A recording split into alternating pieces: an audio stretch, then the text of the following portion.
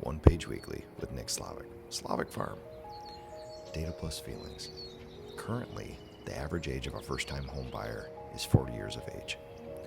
When I bought my first home 20 years ago, the average age was 32. I was about 25 or so and still in college when me and my wife Toots bought our first home. Then we were 32 when my wife and I bought land in addition to this home. This is the story of the Slavik farm. My first home was a 1917 Craftsman that had amazing bones but had some incongruent cosmetic alterations in its life. Nothing an optimistic restorationist and a stylist with a well-tuned sense of design couldn't tackle. We weren't even looking to buy a home. It just came up and it felt right, although I would never allow my children to purchase a home at the height of the market with a variable rate loan when one buyer was in college and the other was barely out. But we did, and we made it our home. Over the first slow winter when I started my painting business, I milled all of the solid white oak trim for the main floor, hand finished it all. We wallpapered, did decorative painting, tested things out, and made some bold choices. I painted the outside orange. My clients would always sour when I suggested something similar for them. We had all of our kids in that home. In fact, my wife walked across the street to the hospital to give birth to most of them. Too many family milestones to note here, but that was a deeply meaningful time for us. I don't know where the biological urge to buy land came from then, but it was a good one. We wanted a farm. Couldn't afford 100 acres of land, so we searched small. I wrote letters.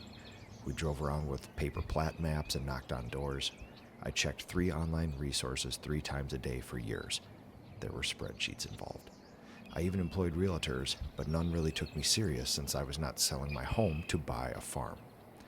One afternoon on Craigslist of all places, I saw a piece of land for sale. One of the images was a babbling creek running through the property. For those of you who know me deeply, you know I have a very developed sense of urgency. Some would even call it hypervigilance. I contacted them frantically and made the arrangements to meet. It was a 20-acre farm that had not been fully used in decades. Original home from the 1880s, some scattered farm buildings. The owner told us the price he wanted, basically saying, the first person to give me X gets it. I went home, grabbed the checkbook, and gave him the earnest money to hold the property. We were not seasoned real estate professionals, so we had to learn along the process. A few days before closing, I was sent a statement showing that the closing costs were about $7,000 more than I had thought. Toots and I scrounged and we found the money to close. We shared some beers on the property right after with our young family. I knew it was meaningful, but not nearly how much. This is the 12th anniversary of the Slavik farm. We have a super detailed, multi-decade land management plan. We generated our own new home build 6 years ago. This current home is phase 1, our forever home on the property being phase 2. Native prairie has been restored, hundreds of trees have been planted. The amount of biodiversity is staggering, especially since purchasing the farm. With no major plan, we all did this. We bet on ourselves and our family. We made a promise to our family years ago. My wife and I will be transitional characters in their lives.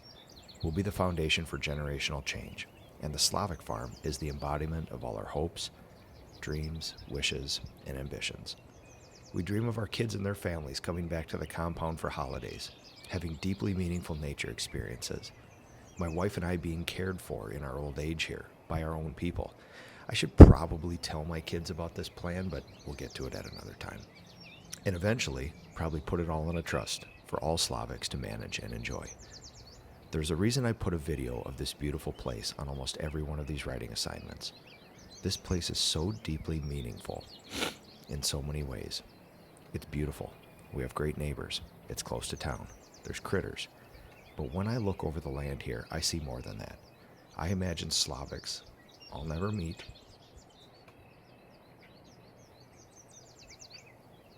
doing things that I'll never see. I'll tell this history while I'm able to, then the kids will have to take the job over. I hope when they tell this story, why we did it, how we did it, that they're sitting under a huge white oak tree that we planted together. I hope they talk about how scary all this was. And how obvious the choice was when we made it.